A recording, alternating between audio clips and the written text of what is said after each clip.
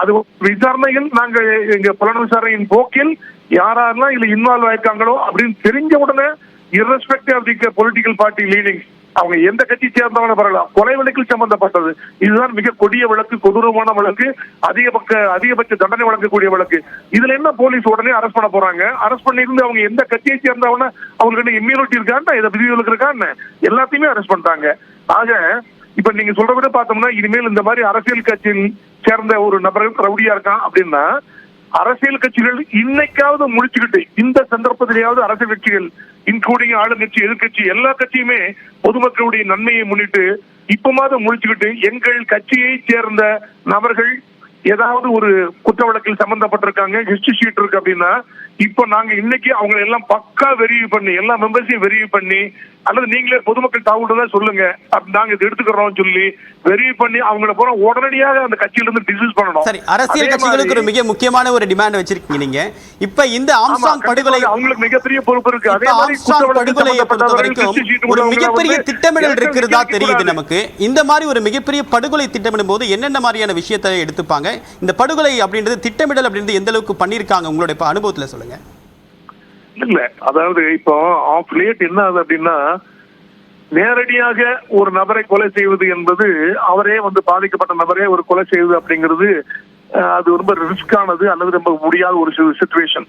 யாரையா ஒரு நபரை வெட்டிட்டு ஒருத்தர் ஜெயிலுக்கு போயிட்டார் அப்படின்னா, அந்த எதிர்த்தரப்பு நபர் வந்து உடனடியா பண்ண முடியாது, அல்லது அதை வந்து ஒரு பெரிய கேங் பண்ண முடியாது அப்படிங்க. நான் என்னுடைய அனுபவத்திலாம் பாத்தீங்கன்னா, எப்போ ஒரு நபரை இந்த மாதிரி கொலை வழக்குகள் அல்லது ஒரு பெரிய ஒரு ரவுடி வழக்கில் சம்பந்தப்பட்டு ஒரு நபர் ஜெயிலுக்கு போறாரோ, அங்க ஒரு பெரிய கேங் ரெடி பண்றாங்க. நானே ஒரு 3-4 வழக்குகளில் அது மாதிரி நான் பார்த்திருக்கேன். பெரிய கேங், இந்த ஃபங்குமார் கேஸ், வீரமணி கேஸ், இப்படிப்பட்ட நபர்லாம் பாத்தீங்கன்னா புருஷோத்தமன் அப்படின்னு ஒரு கேஸ், இதெல்லாம் பெரிய பெரிய கேங். இதெல்லாம் ஜெயில போய் உட்கார்ந்துக்கிட்டு அங்கேயே 2 கேங் 3 கேங் அப்படின்னு ஒரு கேங்கா இன்னும் உண்டாக்கிடுறாங்க, சேர்ந்துக்கிறாங்க. ஜெயில இருக்கும் போது இப்போ சைதாப்பேட்டில் ஒருத்தர் மர்டர் பண்ணணும் அப்படின்னா, சைதாப்பேட்ல இருந்து பங்குமார் வந்து ஜெயிலுக்கு போயிருக்காருன்னா, அவர் ஜெயிலே இருப்பாரு, வெளியே வந்திருக்க மாட்டார்.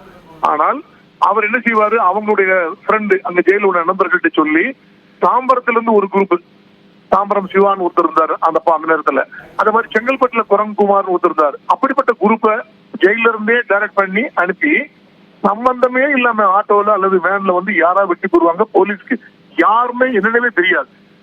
திருவத்தியூர்ல கொலை பண்ணோம்னா சைதாப்பேட்டை கேங் போய் பண்ண வேண்டியது, மாம்பழத்துல பண்ணோம்னா மயிலாப்பூர் கேங் போய் பண்ண வேண்டியது. இப்படி ஜெயில வந்து நல்லா அவங்க ஒரு வருஷம் குண்டாஸ்ல போட்ட உடனே ஒருத்தருக்கு ஒருத்தர் நல்ல ஒரு புரிதலை ஏற்படுத்தி கொண்டு பயங்கரமா ஒண்ணு சேர்ந்துக்கிட்டு பக்காவா போய் பண்றாங்க. அவங்க அந்த மாதிரிதான் பண்ணிட்டு இருக்காங்க.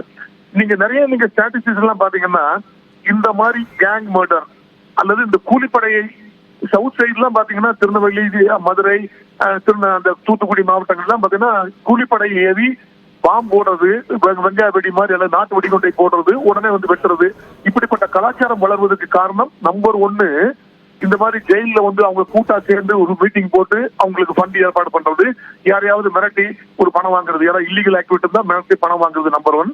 நம்பர் 2 பொலிட்டிக்கல் லீனிங்ஸ் ஏதாவது சேர்ந்துக்கிட்டு அவங்களுக்கு எலெக்ஷன்ல போய் நல்ல ஓட்டு சேகரிக்க போறது அல்லது வேற ஏதாவது கூட்டம் சேர்க்கறதுக்கு ஹெல்ப் பண்றது, அப்படினால அரசியல் கட்சிகள் ஒரு தலையீடு இருக்கிறது நம்பர் 2. நம்பர் 3, அப்படியே ஒரு மர்டர் ஒரு நடந்து போச்சு அப்படின்னா, அது அதாவது ஒரு கேங் மர்டர் அல்லது ஒரு கூலிப்படை மர்டர் நடந்துருச்சுன்னா 2 மாசம் 3 மாசத்துல பெயில வந்துடுறாங்க. பெயில வந்து என்ன பண்றது, முக்கியமான சாட்சி A1 சாட்சி விக்டிம் இருந்தாங்கன்னா, இப்ப நீ சாட்சி சொன்னா நான் ஜெயில வந்து நீதிமன்றி என்னை தூக்குல போட்டுவார், தூக்கு தண்டனை கொடுத்துருவாங்க.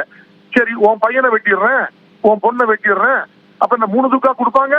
நீ சாட்சி சொல்லாம நீ இருந்தீங்கன்னா உனக்கு 1 லட்சம் 2 லட்சம் வாங்கிட்டு ஒழுங்கா போயிரு அப்படின்னு சொல்லி மிரட்டப்படுவதால் அதிகமான 99% விட்னஸ் விக்டிம் யாருமே கோர்ட்ல வந்து சாட்சி சொல்றது இல்லை. அதனால இந்த கேங் மர்டர் அல்லது இந்த கூலிப்படை கொலையில கன்விக்ஷன் ரேட் அப்படிங்கிறது ஒரு 5% 10% கூட இல்லை. அதனால இப்பமாவது அரசாங்கம் விழித்துக் கொண்டு இந்த மாதிரி கேங் மர்டர் அல்லது இந்த ஒரு கூலிப்படை கொலை அல்லது கொடூரமான இப்படி அரசியல் தலைவர்களை கொலை செய்வது போன்ற இந்த வழக்குகளில் ஒரு ஸ்பெஷல் கோர்ட் அமைக்கணும். POCSO act case, NDPS court, SC atrocities court, அது மாதிரி பாம் பிளாஸ்ட் கோர்ட், VNDSக்கு தனியாக ஸ்பெஷல் கோர்ட், அப்படிலாம் ஒரு கோர்ட் அமைக்கிற மாதிரி இந்த மாதிரி கொடூர கொலைகள் விசாரிப்பதற்காக ஒரு தனி நீதிமன்றம் அமைத்து விட்னஸ் ப்ரொடெக்ஷன் அல்லது விக்டிம் ப்ரொடெக்ஷன் என்று சொல்லி ஏற்பாடு பண்ணி அவங்கள 3 மாசத்துக்குள்ள பெயிலே விடக்கூடாது.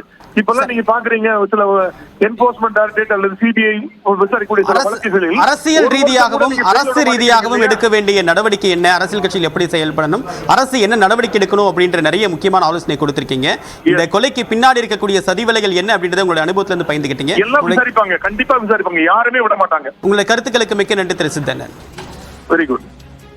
மீண்டும் இணைகிறார் நம்முடைய சிறப்பு செய்தியாளர் கோகுல். இப்ப ஆம்ஸ்ட்ராங் படுகொலை சம்பவம் நடந்தது ஒரு 30 செகண்ட்ஸ் தான். அதுக்கு முன்னாடி நடந்த சதிவலை எப்படி இருந்திருக்கும் அப்படின்னு ஓய்வு பெற்ற காவல்துறை அதிகாரி சித்தண்ணன் சொன்னாரு. இதுல கடைசி நேரம் அந்த கோ ஹெட் அப்படின்ற கமாண்ட் எங்க இருந்து வந்தது, இந்த கொலை செய்வதற்கான கடைசி உத்தரவு யார்கிட்ட இருந்து வந்தது அப்படின்னு கண்டுபிடிச்சிட்டாங்களா?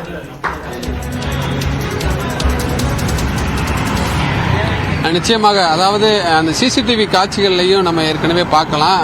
கொலை கும்பல் வந்து சில மணி நேரத்திற்கு முன்பாகவே அந்த பகுதியில் போய் நோட்டமிட்ட சிசிடிவி காட்சிகள்லாம் வெளியாகிறது. தொடர்ந்து அந்த கும்பல் முன்கூட்டியே அந்த இடத்திற்கு சென்று தொடர்ந்து நோட்டமிட்டது மட்டுமல்லாமல் ராமு என்ற நபர் தான் முதலில் வெட்டினார். அவர் அதாவது அந்த உணவு டெலிவரி செய்யக்கூடிய நிறுவனத்துடைய சீருடையில் செல்லக்கூடிய நபர்கள் இருசக்கர வாகனத்திலிருந்து நோட்டமிட்டது மட்டுமல்லாமல் அந்த ராமுவிடம் நாட்டு வெடிகுண்டை கொடுக்கக்கூடிய காட்சிகள்லாம் அந்த சிசிடிவியில் பதிவாகியிருந்தது. ராமு தான் முதலில் ஆம்ஸ்ட்ராங் இருக்கக்கூடிய அந்த தெருவிற்கு முதலில் செல்கிறார்.